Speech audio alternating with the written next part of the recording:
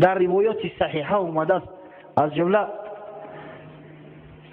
امام ذهبی در تذکرة الحفاظش ذکر میکند، در سیر اعلام نبلا نیز آمده است. میگه یک روز امام حسن از راه میگذشت، دید یک غلام زنگی یک نان در دست شای، یک پوره نان خودش میشکنه میخوره و یک پوره که دیگه میشکنه در پیش سگ میته، یک سگک در پهلوش ایستگی. بگو ای غلام چیکار میکنی؟ ترا حق خدمت یک روزه چقدر است؟ گفت اینم یک نان. آقی گفت این نیم نان در سگ میتی کشته میمونی؟ گفت همین هم مخلوق خدا است، همین هم بیچاره گردنش کش کرده است، نزد ما اومده است که یگان چی بتیمش از برای خدا. چخیل از گلوی من میگذره که سگ رسنه زبانش برآورده است، گردنش کش کرده است، در پیش میستوده است. حضرت گفت یا لحظه صبر کن. رفت نزد مولای غلام، نزد صاحبش. غلام خرید، همون حولیه که غلام سگ طعام میداد حولی را خرید. آمد غلام آزاد کرد، همون حولی را هدیهش کرد. این غلام گفت، ای مولا گفت آخی همین مرا آزاد کردی، این خودش یک دولتی بزرگه، چرا اینقدر خراجات کردی، خانه را گرفتی؟ گفت وقتی من یک بنده خدا را میبینم که در حق یک مخلوق خدا اینقدر دلسوزی میکنه و غمخوری میکنه، مرگی من که من امکانیت داشته باشم کمک به این مرد نکنم. حالا یک روز خانه اسامه آمد، اسامه پسری زید آمد که با کربتاه و مصیبتاه گفته زید. بعد گفت چه کردی یا اسامه؟ گفت 60,000 درهم قرضدار شدم، 60,000 درهم قرضدار شدم، قرضدارو به سر آمده است، نمیدونم چیکار کنم. امام رفت ای خونش 100,000 درهم آورد، گفت این 60,000 درهم شد در قرضدارو بده، 40,000 شد نفقه فرزندات که نفقه عیالت کن. شخصی را که پیغمبر صلی الله علیه و سلم دوست می داشت نمیستده که این خیلی بیچاره و خوار و ذلیل باشه. هر کسی به مدینه منوره می اومده است از برای چیزی طلب کردن پیش امام حسن می فرستادنش، یا نزد عبدالله ابن جعفر که برای همین دو نفر بسیار جوان مردتن، البته مراد اطلاع حاصل میکنند. این خیلی یک جوان مردی داشت، این خیلی بزرگی داشت حضرت، حقیقتا بسیارش میدادن، زیرا که شکل صورتش بر رسول الله صلی الله علیه و سلم شباهت داشته. صحابه پیغمبر وقتی میدیدنش از گریه رسست میشیدند. حیاتشو، سالهای زندگیشو، عصر زمانهاشو با 12 طبقه بندی شدیان. بار اول در تاریخ اسلام ابن حجر عسقلانی در همین تقریب تعذیب خش همین پیشه را راه گرفت. به خاطر چی؟ برای اون که سبک شود. مثلا میگه فلانی ای طبقه سیوم ای طبقه ثالثه، حالا که تو میدونی که در طبقه ثالثه که ها داخلن، دیگه اصل زندگیش برات معلوم میشه. هیچ حجت نیست که بگه که در زمان فلان پادشاه زندگی میکرده، با فلانی ها ملاقات کرده است، همون طبقهش که گفت از روی طبقهش میفهمی کی زندگی کرده است، با کی ها ملاقات کرده است. از همین نظر راویای حدیث به 12 گروه طبقه بندی شدند. طبقه اول اصحاب رسول الله صلی الله علیه و سلم، صحابی که باشن میگن این صحابی است. طبقه یکم اینا گفتیم تمامی صحابه های پیغمبر اوثقن، از همه بالاتر و بالاترن. در موضوع صحابه ما با شما صحبت زیاد پیش کرده بودیم، الحال کردیم، کفایه است. طبقه دوم را کباری تابعین تشکیل میکنن. بعدی صحابه تابعین هستند، شاگردای صحابه را تابعین میگن. در میان تابعین بعضیش هست که سین سالشو کلانتر از صحابه زیادتر مقصد زیارت کردن، کسایی هستند که سین سالشو کمتر از صحابه کمتر زیارت کردن، یا خیلی نیستن، اینو در درجه نیستن.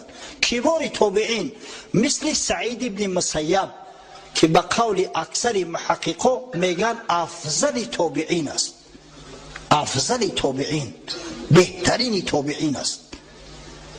خب در طبقه سیوم طبقه وسطای تابعین قرار دارد، طبقه میانه از تابعین، مثل امام حسن بصری مثل محمد ابن سیرین رحمهم الله، یا طبقه سیم دن. طبقه چهارم یک طبقه است بین وسطا و بین صغرا. این را نه میانه میگن نه آخر. ولی در بعضی جاها هست پیروی عبید فتروی عبید، پیروی زفترک فتروی زفترک. انمی تعمخری بین زفترک عبید فتروی زفترک میگن. انمی طبقه هم بین طبقه وسطا و صغرا ای. در جای سیم چهارم در رسیده ما اینا می ایستند. مثلا امام زهری، امام قتاده تابعین هستند، اما اینا با درجه شو از حسن بصری و از ابن سیرین پایین‌تر است یک درجه. خب در جای پنجم طبقه صغرای تابعین میستند. طبقه صغرای تابعین یعنی راویانی که صحابه ها را دیدیان اما با بعضی روایت ها از صحابه چیزی حدیث نشنیدیان. صحابه ها را ملاقات کردیان اما از صحابه ها چیزی نشنیدیان، حدیث نشنیدیان به واسطه. مثلا امام اعمش، بعضی ها امام اعظم ابو حنیفه را هم در اینجا داخل میکنن. اگه حنفی مذهب الحمدلله همش، وقتی که بعضی ها کلش میگم دیگر حدیث ها را در نظر دارم. خب طبقه ششم طبقه معاصرین طبقه پنجم. اینا یگان صحابه را ندیدیان، روایت کجا یگان صحابه را ندیدیان، هم عصر طبقه پنجم که هستن از همون ها حدیث روایت میکنن و از مثلا کبار تابعین حدیث روایت میکنن، مثل ابن جریج. طبقه هفتم در رسیده ما. طبقه هفتم طبقه کبار اتباع تابعین است. این سه عصر قرون مشهود به خیرند.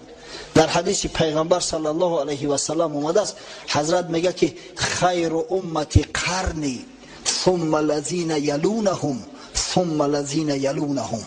بهترین امتی من، فاضلترین امتی من امتی عصر من است که صحابه ها هستند. بعد کسایی که بعد صحابه ها میآیند یعنی تابعین، بعد کسایی که بعد از تابعین میآیند یعنی اتباع تابعین یا تبع تابعین. انمی گروه کباری اتباع تابعین در طبقه هفتمی روات می ایستند، مثلا امام مالک ابن انس، مثل سفیان ثوری. خب در طبقه هشتم این طبقه وسطای اتباع تابعین است، طبقه میانه اتباع تابعین. بزرگای مثل سفیان ابن عیینه، ابن علیه و غیره و هکذاها در طبقه هشتم قرار دارند. نهم یا گفتم که از روی تاریخ، از روی سال زمان تقسیم بندی شدگیان، این به فضیلت نیست، از روی سال و زمان هم تری تقسیم بندی شدگیان. خب طبقه نهم طبقه صغرا از اتباع تابعین است، طبقه خرد از اتباع تابعین. راویان چون امام شافعی، چون امام عبدالرزاق در همین طبقه داخل هستند.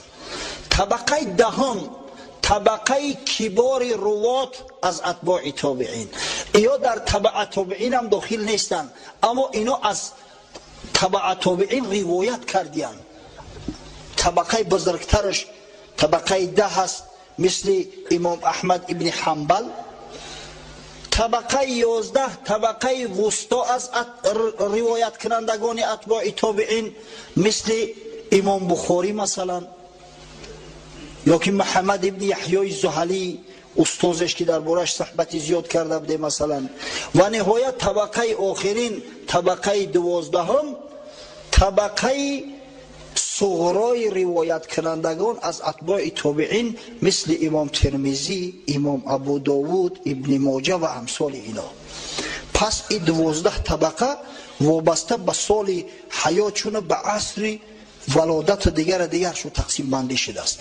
اگر ما بودو در کتاب حدیث یک جگه دیده که مثلا میگه ای از من السابعه، از طبقه هفتم است، طبقه هفتم که گفت الک شما میدونه که طبقه هفتم طبقه کبار اتباع تابعین بدست، طبقه ای که امام مالک ابن انس همون عصر ده زندگی میکرد، سفیان ثوری زندگی میکرد. این طبقه بندی از همین لحاظ از همین خاطر واقع شده است. خب این بود صحبت درباره طبقات و درجات و مناقب مثلا راویان حدیث.